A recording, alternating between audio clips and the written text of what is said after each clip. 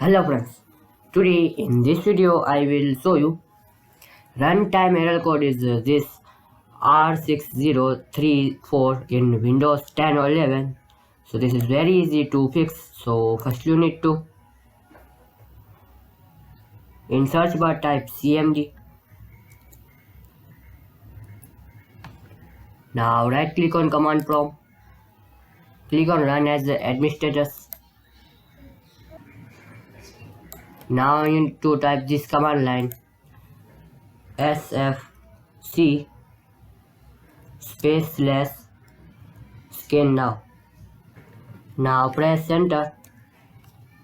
Now wait some few minutes, this processor will be completed. If this processor will be 100%, so type second command line. I will give you in decision box, just copy and paste it.